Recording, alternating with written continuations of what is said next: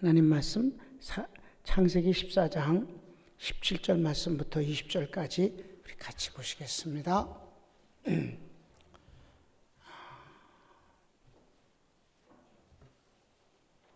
여러분 성경을 읽는 게 사실은 더 좋아요. 그래야 실감이 더 나지. 시작. 아브라함이 그와 함께한 왕들을 파하고 돌아올 때에 소돔 왕이 샤웨골짜기 곧 왕국에 나와 그를 영접하였고 살렘 왕 멜기세덱이 떡과 포도주를 가지고 나왔으니 그는 지극히 높으신 하나님의 제사장이었더라. 그가 아브라함에게 축복하여 가로되 천지의 주제시요 지극히 높으신 하나님이여 아브라함에게 복을 주옵소서. 너희 대적을 네 손에 붙이신 지극히 높으신 하나님을 찬송할지로다 하며 아브라함이 그 얻은 것에서 10분의 1을 멜기세덱에게 주었더라. 아멘. 우리가 하나님으로부터 받을 축복이면 너무너무 많죠. 가지수를 어떻게 헤아리겠습니까? 그런데 이 모든 축복에 근본적인 씨앗이 있어요. 그걸 성경은 11조의 축복이라고 말씀하고 있습니다.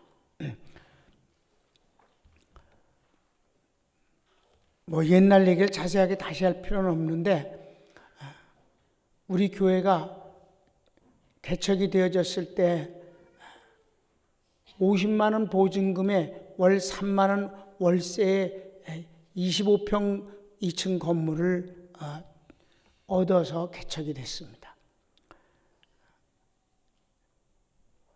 만 2년이 되어졌을 때 건물 주인이 전세로 바꿔달라고 그랬습니다.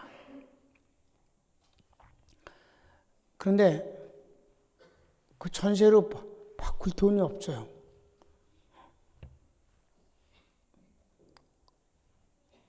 그 주인이니까 안 바꿔주면 가만히 안 있겠다는 식으로 말했어요. 예배 드릴 때 자기가 술 먹고 와서 막 뭐라고 하겠다고. 그래서 예배를 드릴 때 그렇게 할 수는 없잖아요. 그래서 금식 기도를 하고, 그리고 이제 목표를 갖고 기도를 하고, 어떤 분한테 가서 돈을 좀 꾸려고 갔는데, 물론 이제 못 꿔줬어요. 그리고 돌아올 때 너무 이제 낙심이 되고, 힘이 없고, 돌아와서 하나님 앞에 엎드려서 기도를 하면서 어떻게 하면 좋을지 참 난감하잖아요. 근데 하나님이 응답을 주셨어요. 아주 전혀 상관이 없는 그것과는 11조를 가리키라. 그래서 너무 깜짝 놀라가지고 내가 이거 너무 오래 자꾸 굶고 금식으로 오니까 이게 미치는가 그런 생각이 나더라고요. 그래서 이제 눈을 뜨고 이제 이렇게 살펴도 내가 미쳐가는 것 같지는 않아요. 그래서 하나님 앞에 다시 기도했어요. 만약 이것이 하나님의 응답이라면 내가 이 11조를 가르칠 수 있는 그 하나님의 그 복음적 지식을 정립시켜 주소서. 그랬더니 하나님이 그걸 그렇게 정립을 시켜 주시는데 난 그 시간이 얼마나 흘렀는지는 잘 모르겠어요. 그런 것이 몇 번 있었거든요. 제주도에서 목사님하고 같이 신방을 갔다가 그 어떤 여자에게서 귀신이 드러나가지고 목사님 귀신을 추방하다가 귀신 자꾸 떠들어도 나가지 않고 그랬을 때 목사님이 저한테 부탁을 하고 신방을 가시는 거예요. 그때는 진짜 죽게 힘들더라고요. 그래서 하나님 앞에 엎드려서 기도했을 때 하나님이 그때 가르쳐 주실 때가 있었어요. 그래서 귀신을 처음 생전 처음 귀신을 추방해 봤어요. 그때도 그랬고, 근데 엎드려서 기도했을 때 하나님이 이 11조에 대한 복음을 정립시켜 주셨습니다. 근데 나중에 그 이후 세월이 이제 흐르고 전 세계에 이제 반도체라는 것이 개발됐어요. 처음에 반도체가 개발됐을 때 그 가로 세로 1cm짜리 반도체 안에 신문지 2장의 분량이 거기 담긴다고 그랬습니다. 지금은 그건 말도 안 되는 소리죠. 백과사전이 다 들어가잖아요. 그런데 그때 신문지 2장 분량이 들어간다고 그 야단했었어요. 가로 세로 1cm에. 그때 내가 무릎을 쳤어요. 사람도 가로 세로 1cm에 신문지 2장의 지식을 합죽시키는데 하나님이 그걸 못 하시겠는가? 그러니까 그때 그 응답을 주신 게 짧은 시간에 확 허락해 주실 수 있다는 거죠. 그래서 주일날 주님이 정립시켜 주신 이 11조의 축복에 대해서 설교를 했습니다. 정말 놀라운 역사가 일어났어요. 성도들이 다 복음을 듣고 11조를 드리기로 손을 들어서 이제 약속들을 했습니다. 그리고 그 다음 주일날 그 중에 한 분이 여전도 회장인데 지금은 저 충주에 사는데 너무 나이가 먹어서 못 올라와요. 그분이 자기가 말씀을 듣고 참 회개도 하고 결심을 했는데 우리 교회에 나와서 신앙생활을 시작하신 그때부터 시작해서 살아왔던 그 지난날의 11조를 드리겠다고 가져왔어요. 모아서. 그게 바로 200만 원으로 전세금이었습니다. 그래서 그냥 한 방에 해결이 됐어요. 그래서 이게 정말 복음이라는 것이 놀라웠구나. 그 뒤부터 신년 축복 신방을 하고 그리고 마무리될 때 이 셋째 주가 바로 축복주일로 정하여 이 복음을 전함으로써 이제 우리가 축복의 주인공이 돼서 생활을 시작하면 하나님의 놀라운 응답을 받는 일만 남았다 하는 것이지요. 40년은 아니고 38년째 하니까 내년엔 누가 가위바위보해서 나 대신에 설교. 여러분이 다 아는 거니까.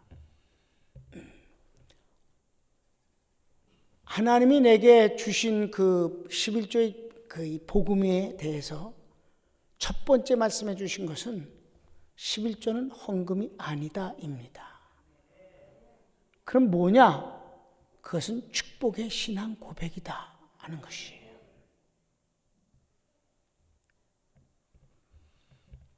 하나님과 우리 사이에 이제 그 교제, 커뮤니케이션을 할 때 시작을 하나님이 먼저 하십니다. 하나님이 사람을 먼저 찾아오셔요. 그럼 찾아오셔서 주님이 시작하시는 방법은 약속을 주시는 겁니다. 약속. 반드시 약속을 주시는 거예요. 딴 건 안 주셔요. 약속만 주셔요. 그러면 사람 편에서는 그 약속을 믿어야 합니다. 그럼 믿고 가만히 있으면 그걸로 끝이에요. 근데 믿고 그 말씀을 근거로 해서 하나님 앞에 구할 것을 구하면 마무리는 주님이 응답이라는 축복을 주시는 것이 개별의 내용들로 주님과 우리가 교제하는 내용입니다. 언제나 그렇게 하시는 거예요. 그것이 무엇이든 성경 전체가 그거예요. 주님은 약속을 주셔요. 그 약속을 믿고 그 약속에 근거해서 주 앞에 구하면 주님은 응답을 주시는 거예요. 그래서 주님이 이렇게 말씀하셨어요. 내 말이 너희 안에 거하면 무엇이든지 원하는 대로 구하라. 그리하면 얻으리라. 내 말이 너희 안에. 그래서 여러분 기도는요 분석을 해보면 자기가 하나님 앞에 구하는 것 같아도 그 내용이 전부 하나님이 이미 약속해 주신 것을 그걸 근거로 해서 구하는 것입니다. 여러분 대표 기도를 웅변가를 시킨다고 해서 기도를 할 줄 아는 게 아니에요. 아무것도 못해요. 아나운서도 못해요. 하나님 말씀이 없으면 기도도 안 나와요. 내 말이 너희 안에 거하면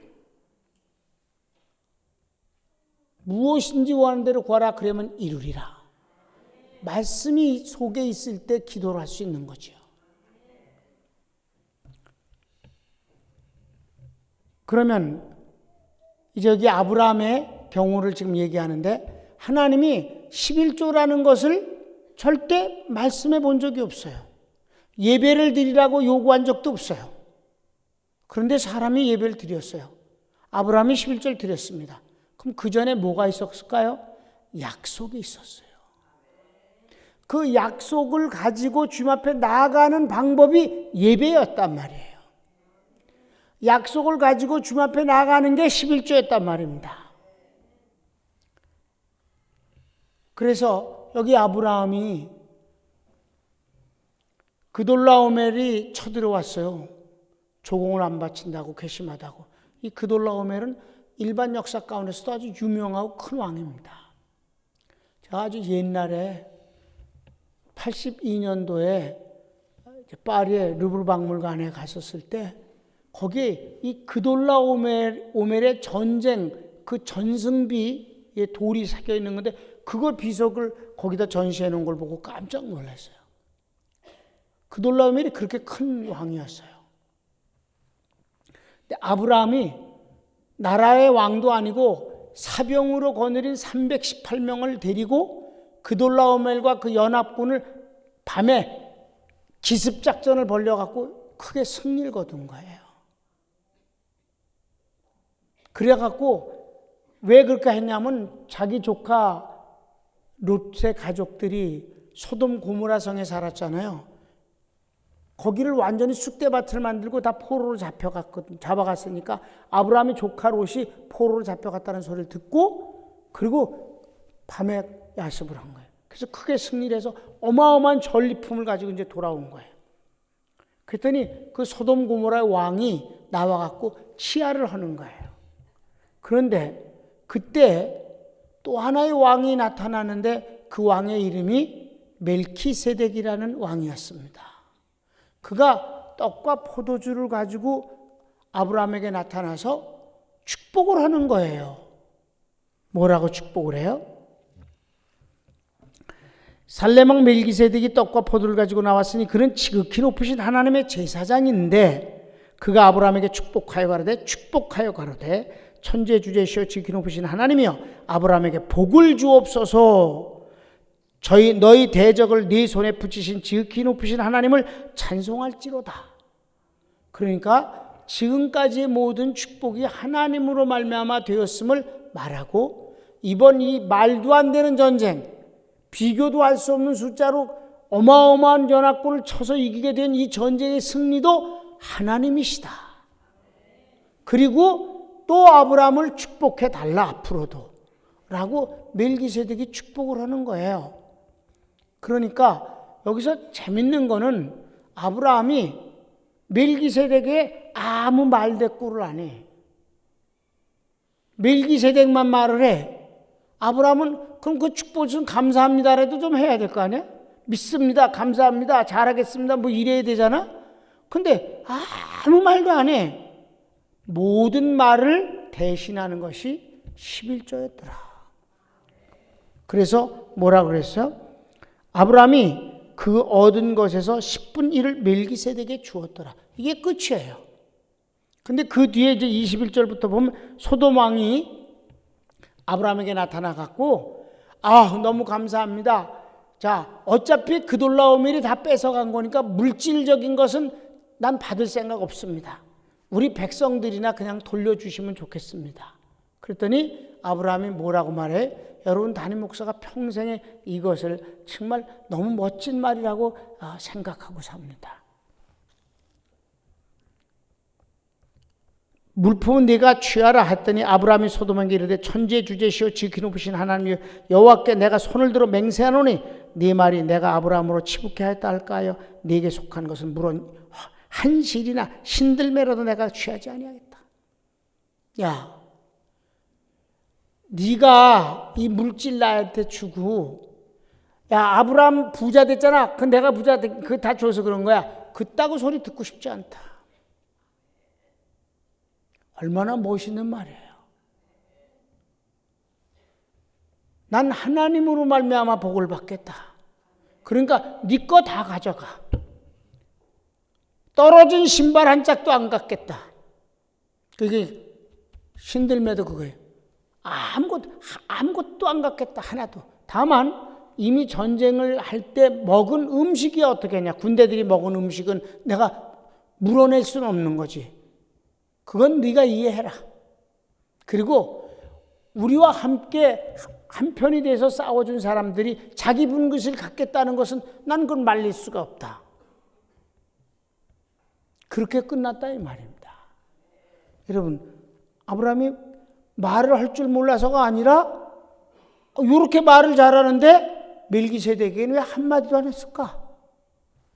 오직 11조가 모든 고백이었다. 그래서 11조는 헌금이 아니다. 뭐라고요? 축복의 신앙 고백이다. 아멘. 이 11조를 드리고 났더니 그 뒤에 하나님이 어떻게 해주셨는지 아세요? 너무 놀라운 일이 일어나요. 15장 1절을 보면, 자 보세요. 이후에란 말은 이런 만남 11조를 바친 이후에예요. 다시 시작. 이후에 여호와의 말씀이 이상 중에 아브라함에게 임하여 가라사대 아브라함아 두려워 말라. 나는 너의 방패요 너의 지킨 상급이니라. 여러분, 이런 말은 성경에 아무 데도 없어요. 여기뿐이 없어요. 아브라함에게 주십시오. 이게 얼마나 11조가 큰 축복인가를 우리에게 단적으로 보여주시는 증거일시다. 이후에 11조를 바친 이후에 하나님이 아브라함에 나타나서 하신 말씀이, 여러분, 내가 너를 크게 축복해 줄게. 내가 너를 보호해 줄게. 지켜 줄게. 아무도 못 건드리게 할게. 이래도 얼마나 좋아요. 근데 하나님이 자기를 비하시키시는 거예요. 아브라함에게. 야, 있잖아 아브라함아, 내가 네 방패가 돼 줄게. 내가 그냥 네 상급 자체가 돼 줄게. 이런 말은 너무 심한 말이에요. 이후 아브라함은 축복이 멈추질 않았습니다.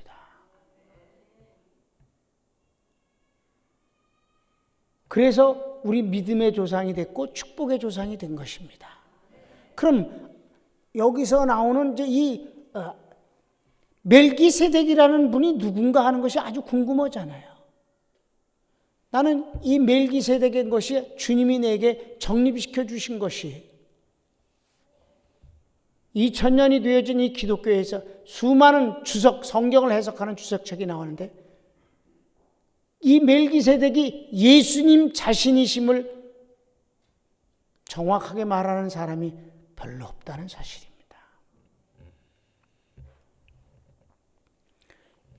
멜기세덱이라는 이 이름은 구약 성경에 2번 딱 나옵니다. 근데 이때 멜기세덱이 사람의 모습으로 나타났어요. 완전히 사람의 모습으로 현현했으니까 그렇고, 그 다음에 구약에서 모든 선지자가 있지만 다윗만큼 모든 면의 계시를 많이 받은 사람은 없습니다. 다윗은 왕인데도 불구하고 예수님에 관한 모든 계시를 다 받았습니다. 그 모든 계시를 다 받은 것 중에서 가장 놀라운 것이 시편 110편인데 7절뿐이 안 되는 곳에 예수님이 이 땅에 오셔서 우리를 구원하시기 위해서 십자가에 죽으시고 부활하시고 승천하셔서 하나님 보좌 우편에 앉아 계시다가 마침내 재림하심으로 구원과 심판을 마무리하시는 것까지를 다 계시를 받아서 다윗은 알고 있었고 그 전체를 기록한 것이 겨우 시편 110편 1절부터 7절 사이에 다 나오는 것이에요. 히브리서는 시편 110편 4절을 한 절을 갖고 히브리서를 쓰게 된 것입니다. 다윗의 시에는 몇 군데서 이런 말이 나옵니다. 주께서 내 주에게 이르시기를, 여호와께서 내 주에게 말씀하시기를. 주가 2번 나와요. 첫 번째 주는 성부 하나님, 두 번째 주는 예수님. 아멘. 그 시편 110편도 주께서 내 주에게 이르시기를, 너는 내 우편에 앉아있기를, 원수를 발등상 삼을 때까지, 곧 마귀와 그에 속한 자들을 지옥 보낼 때까지 내 우편에 앉아 있으라 라고 하시는 말씀을 한단 말입니다. 자, 멜기세덱이 한 번 더 나오는 곳 시편 110편 4절을 보시겠습니다. 시작. 여호와는 맹세하고 변치 아니하시리라. 이르시기를 너는 멜기세덱의 반차를 쫓아 영원한 제사장이라 하셨도다. 아멘. 그 2절을 보면 내 우편에 앉아 있으라는 말씀이 또 나와요. 그럼 예수님 보고 하나님이 말씀하시기를 너는 멜기세덱의 순서를 쫓아 영원한 대제사장이다. 여기서 멜기세덱을 대제사장이라고 말했는데 여기서도 대제사장이라고 그랬잖아요. 그죠? 18절에 보면 살렘왕 멜기세덱이 떡과 보를 갔으니 그는 지극히 높으신 하나님의 제사장이라 라고 했단 말이에요. 그러면 여기서 대제사장은 이 땅에서 레위 지파가 하는 대제사장 노릇이 아니라 하나님 보좌 우편에 가서 대제사장 노릇을 하는 분을 말하는 거예요. 하나님 보좌 우편에서 대제사장 하는 분이에요. 근데 예수님이 우리의 대제사장이신데 어떻게 거길 갔냐면 순서가 그분은 유다 지파니까 예수님은 레위 지파만 제사장 노릇하는데 유다 지파가 대제사장 되면 안 되잖아요, 말씀이. 그러니까 예수님은 유다 지파지만 멜기세덱의 순서를 따라서 들어갔다는 거예요. 천국으로. 하나님 보좌에 가서 대제사장 노릇을 하신다는 거예요. 이해되십니까? 그게 이제 히브리서에 여러 번 나오는데 6장 20절부터 보면 나옵니다. 시작. 그리로 앞서가신 예수께서 그리로 앞서가시는데 하나님 보좌 우편에. 아멘. 하나님 보좌 우편에 가신 예수께서 그 다음에 멜기세덱의 반차를 쫓아 영원히 대제사장이 되어 우리를 위하여 들어가셨느니라. 그러면 멜기세덱이 따로 있고 예수님이 따로 있는가? 한번 또 봅시다. 7장 1절. 멜기세덱이 누군가? 시작. 이 멜기세덱은 살렘 왕이요 지극히 높으신 하나님의 제사장이라. 여러 임금을 쳐서 죽이고 돌아오는 아브라함을 만나 복을 빈 자라. 아브라함이 일체 10분의 1을 그에게 나누어 주니라. 그 이름을 번역한 즉 첫째 의의 왕이요 또 살렘 왕이니 곧 평강의 왕이요 아비도 없고 어미도 없고 족보도 없고 시작한 날도 없고 생명의 끝도 없어 하나님 아들과 방불하여 항상 제사장으로 있느니라. 항상 영원히 제사장이시다. 지금도 제사장으로 하나님 보좌 우편에서 우리를 위하여 기도하신다. 근데 이 멜기세덱이 아주 신비한 존재란 말이에요. 근데 이 멜기세덱은 첫째 의의 왕이래. 왜냐하면 그 단어 자체가 직역을 하면 그래요. 멜레크라는 게 왕이란 단어고 체데크가 의예요. 그래서 멜키체덱이란 말은 의의 왕이란 뜻입니다.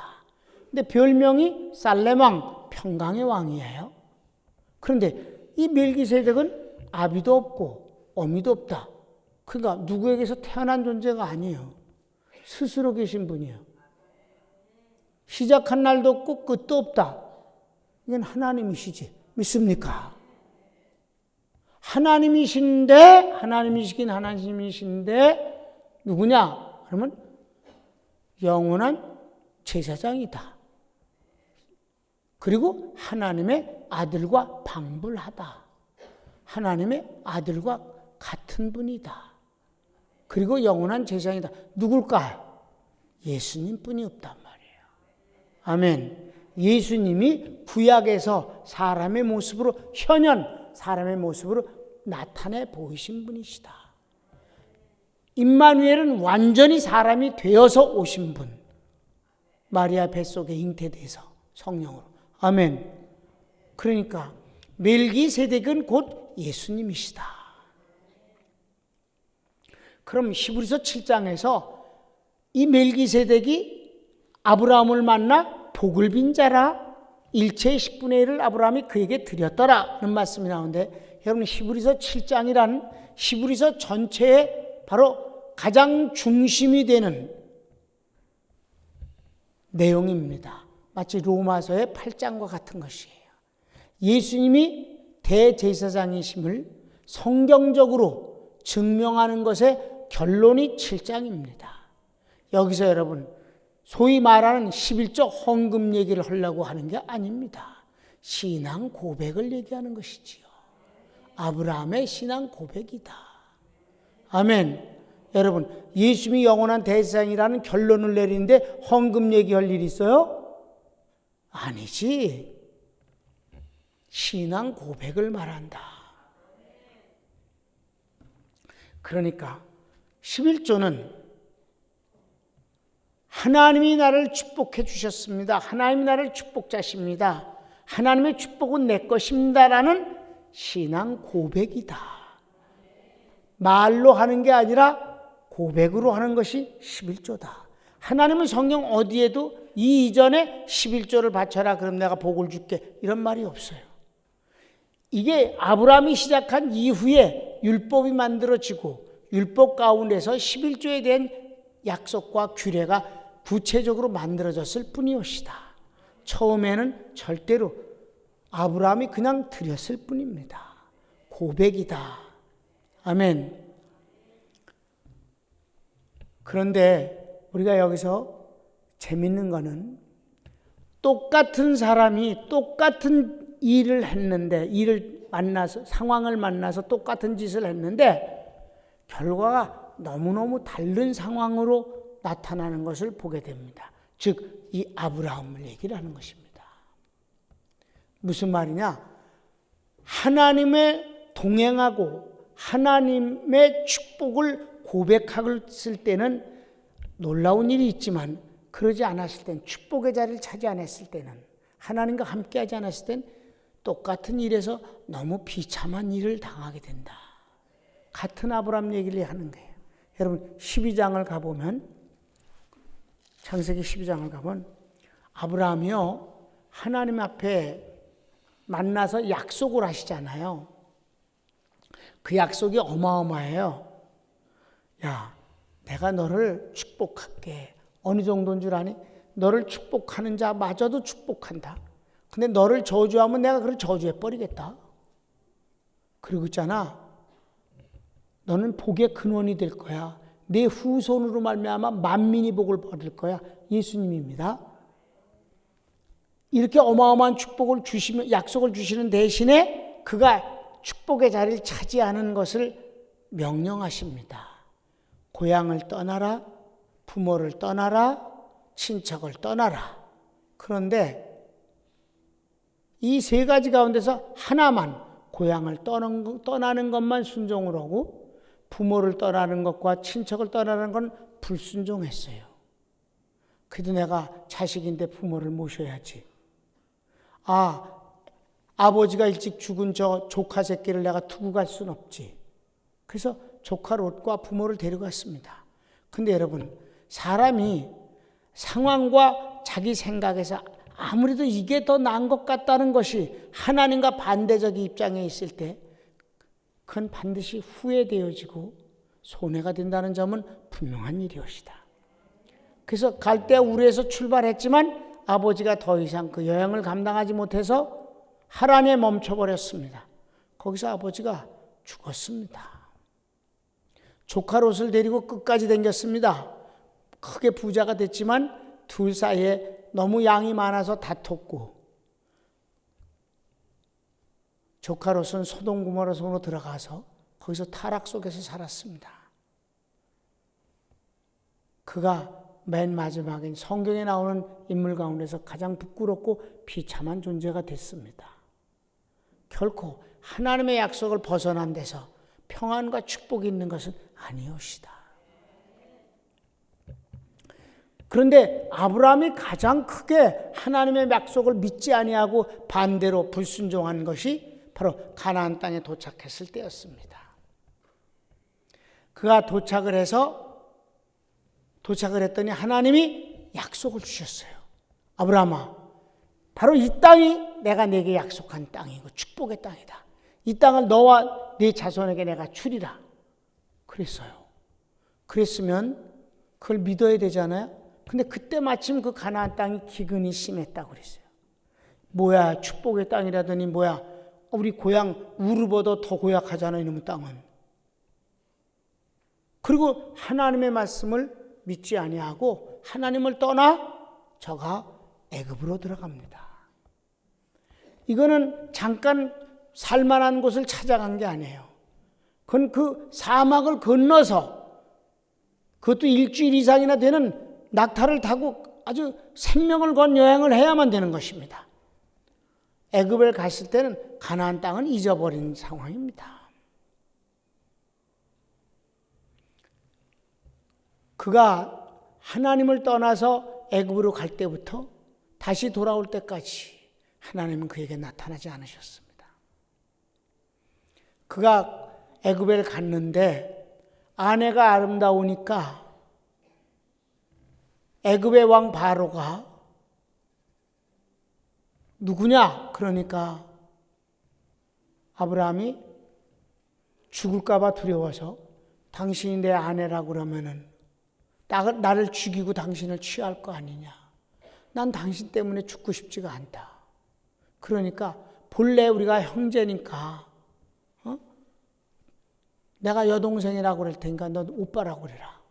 그러니까 둘이 다 그렇게 말했어요. 그래서 바로가 그 사라를 취해버렸습니다. 우리 믿음의 조상 아브라함이 오쟁이를 지는 순간입니다. 아주 멍청이 중에서도 상멍청이에요. 눈을 껌뻑껌뻑거리고 자기 마누라를 남에게 넘겨주는 것입니다. 그리고 거기서 선물을 좀 받았어요. 짐승을. 그래서 목축을 시작했습니다. 그런데 하나님이 아브라함에게는 안 나타나는 대신에 바로를 크게 벌 주셨어요. 재앙을 내렸어.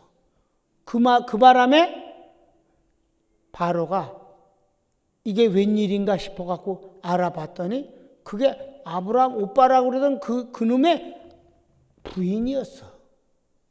그러니까 바로가 화가 머리끝까지 올라갔고 불러갖고 막 욕을 하고 그리고 당장 이 나라에서 나가라. 그럼 내쫓아버린 거예요. 망신을 있는 대로 당하고 쫓겨난 거예요. 한번 볼까요? 17절 시작. 여호와께서 아브라함의 아내 사라의 연고로 바로와 그 집에 큰 재앙을 내리신지라. 바로가 아브라함을 불러서 이르되 내가 어찌하여 나를 이렇게 대접하였느냐. 내가 어찌하여 그를 네 아내라고 내게 고하지 아니하였느냐.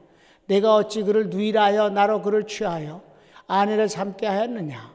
네 아내가 여기 있으니 이제 데려가라 하고 바로가 사람들에게 그의 일을 명하며 그들이 그 아내와 그 모든 소유를 보내었더라. 여기 보내었다라는 단어가 무슨 단어냐면 내쫓았더라는 단어예요. 추방이에요. 어디까지 가서? 애굽의 국경까지 가서 다시는 들어오지 마라 이 멍청이 같은 놈아. 저놈이 제정신이에요 저놈이? 그리고 내쫓았더니 망신을 당하고 쫓겨난 거예요.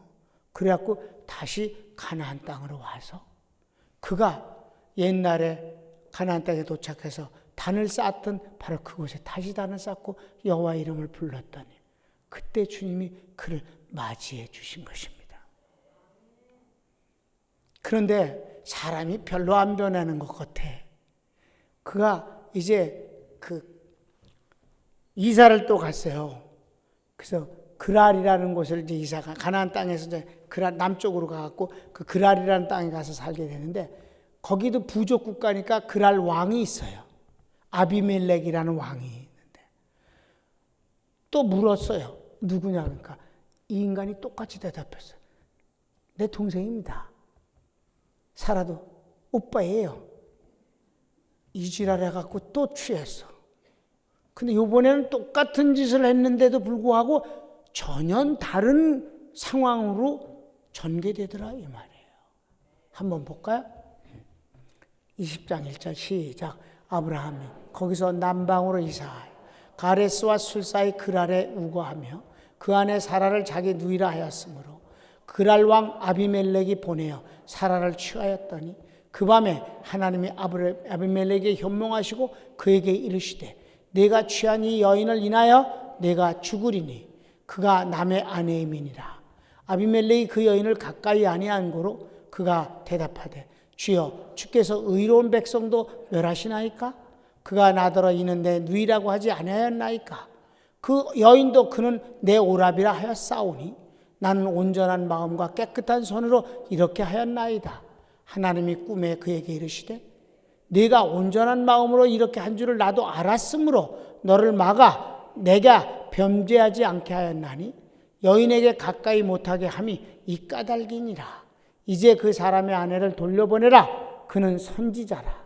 그가 너를 위하여 기도하리니 내가 살려니와 네가 돌려보내지 않으면 너와 내게 속한 자가 다 정령 죽을 줄 알지니라. 하나님이 막아주셨어요. 그래서 그날 그가 아주 몹시 알았어요. 아팠어. 그래서 아프기 때문에 그 사라를 취할 수가 없었던 겁니다. 그 밤에 하나님의 꿈속에서 이렇게 말씀해 주신 거예요. 하나님이 불쌍해. 누군데 걔가 누군데 그러십니까? 하나님? 내 선지자니라. 하나님이 불쌍해. 하나님 선지자가 뭐 어떻게 그렇습니까? 속으로만 그랬을 것 같아. 왕이. 하나님 좀 똑똑한 사람을 쓰시지. 그 어떻게 아내를 남의 남자한테 넘겨주는 그런 멍청이 같은 놈을 선지자로 쓰십니까? 근데 하나님, 그가 너를 위하여 기도할 거고 그러면 내가 널 용서해 줄 거야. 그렇게까지 주님은 아브라함 편을 드시더라 이 말이에요. 그래서 아비멜렉이 맨 마지막에 어떻게 했는가 보세요. 24절 시작. 아비멜렉이 양과 소와 노비를 취하여 아브라함에게 주고 그 안에 사라도 그에게 돌려보내고 아브라함에게 이르되 내 땅이 네 앞에 있으니 너 보기에 좋은 대로 거하라 하고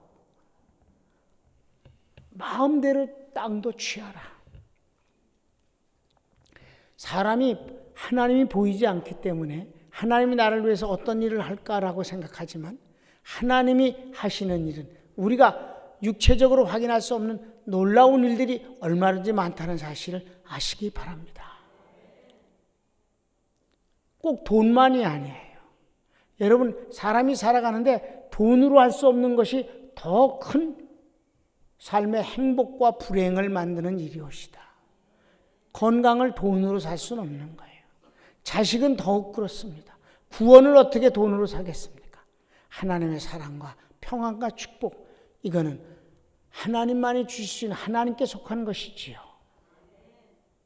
사랑하는 여러분, 바로 11조는 이렇게 하나님이 우리에게 마음껏 축복하시게 하는 씨앗임을 믿으시기 바랍니다.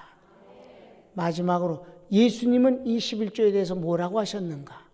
주님이 7 화를 말씀하실 때 바리새인과 서기관들을 꾸짖으시면서 화 있을진저 외식하는 자 바리새인과 서기관들이여 하면서 11조에 대해서 그랬습니다. 너희가 11조를 드리되 아주 비싼 것, 유향과 근체, 가장 싼 것, 식물의 뿌리까지도 10분의 1을 정확하게 구분할 줄 알면서도 그걸 자랑으로 여길지언정 하나님이 기뻐 바르시는 율법에 더 중한 바 의와 인과 신은 버렸도다. 의, 거룩한 하나님의 것이다. 이건 하나님의 것이다. 축복은 하나님의 것이란 뜻이에요. 하나님의 것이고, 인, 하나님을 사랑해서 드리는 것이고, 신, 이 11조가 하나님의 놀라운 비교할 수 없는 축복을 주신다는 것을 믿는 믿음이다. 거룩함과 사랑과 그리고 믿음으로 드려야 할지니라. 그러므로 이것도 버리지 말고 저것도 행해야 된다. 이게 우리 주님의 11조에 관한 축복의 신앙 고백에 대한 말씀이에요. 사랑하는 여러분, 난 여러분이 하나님의 축복의 자리에 있기를 원하고 하나님과 함께 동행하면서 살아서 그분이 아브라함의 애굽에서 생활이 아니라 그랄에서 있었던 것처럼 하나님이 보이지 않지만 숨겨주시고 보호해주시고 이끌어주시고 때를 따라 채워주시는 축복을 받기를 원합니다. 손을 모으세요.